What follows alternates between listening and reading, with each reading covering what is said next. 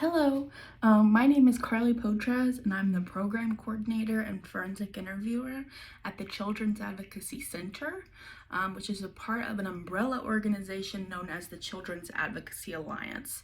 So under the Alliance, we have where I work, the center, like I mentioned, and then we also have CASA, which is the Court-Appointed Special Advocates, and Crystal Dendy is actually gonna talk more about that.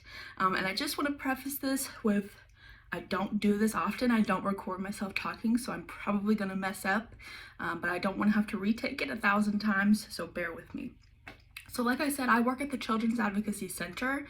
Essentially, we work on what's called an MDT team, so a multidisciplinary team, and we're a tool for investigative agencies. So when somebody calls the child abuse hotline, essentially it gets assigned to an investigator, whether that investigator is with like DHS or Crimes Against Children Division of the Arkansas State Police or a different law enforcement agency, basically any kind of investigative agency. That's who gets assigned to a child abuse case.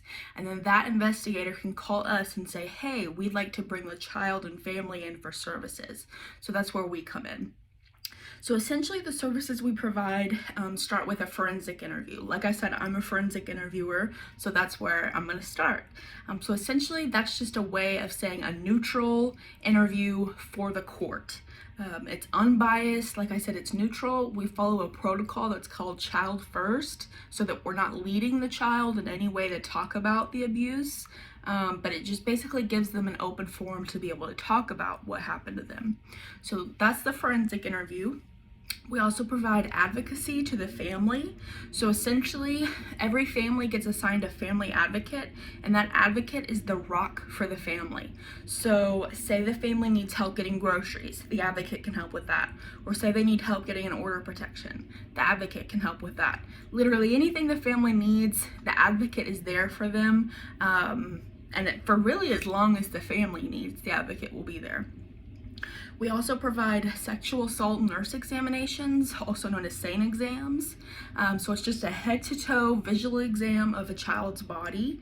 There's no like poking and prodding. There's so many myths about child sexual abuse exams that it's something I'm super passionate about, but we have great nurses on staff and a doctor even that they just do a really great job of making sure that the child's comfortable and they know that their body is no different from other children. So we also provide mental health referrals. So we actually have a trauma-focused cognitive behavioral therapist on staff. So she's able to see children, and then we also refer out to other mental health agencies for children. So that's something that we try to do for literally every child that comes through the center, because we firmly believe that every child that comes through deserves the right and has the right to heal from their trauma. So that's a huge aspect of what we do. We also do education and prevention. So as we know, abuse, it's preventable. So if we can get out there and educate, teachers and educate people in the community and educate children about what's normal, what's not normal, what's okay, what's not okay, what to do when something happens. That's huge in our effort to hopefully end abuse. So that's another huge aspect of what we do. So that is basically a short form of what the CAC is. Like I said, essentially we are a toolkit for investigative agencies, and we provide those services for free to families. So that's kind of a huge aspect of why we're so grateful for you guys to do this project, because we are a nonprofit. So we're not asking families to come in and pay for forensic interviews and therapy services and advocacy services and SANE exams and things like that. It's all for free to the family. So with that being said, we really rely on community support and people like you guys to really help us out.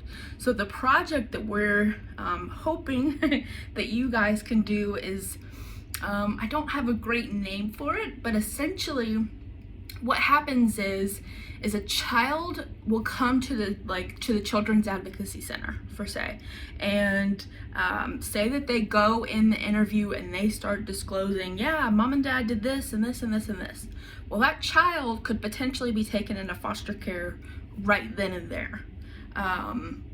And I can't imagine as a child knowing, okay, I'm going from my family to now going into foster care to a place I don't know because of something I said. So what we essentially want to do is have bags on hand that we can give those kids of just to comfort them. So items like blankets, crayons, stuffed animals, snacks, just anything to kind of comfort the child and ease the transition between their home and going into foster care is really a huge goal of ours. So I don't know if you would call them like a buddy bag or something to that effect, and that's a huge aspect of CASA too, because they work with foster kids, and so they're constantly having kids come into foster care.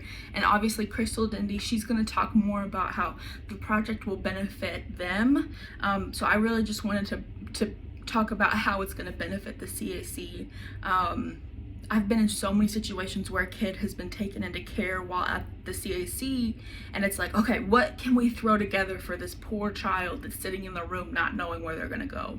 And to us, it's like, a stuffed animal and a blanket, really, that's gonna help them? Guys, like, you have no idea.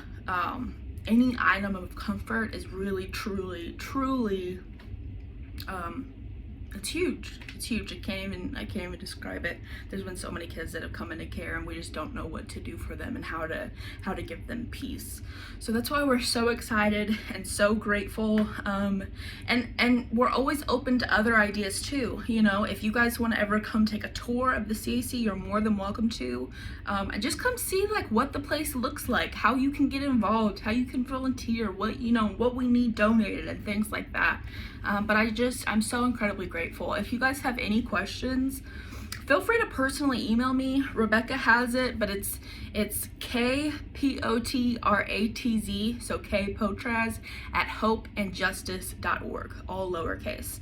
I'll even give you my phone number if you have any questions. It's 501-912-2156. Feel free to text me, call me if you need me. I'm just so grateful. I know I keep just saying that over and over, but when you work at a nonprofit, anytime somebody is like, hey, we want to help you, it's like, yes, we need the help.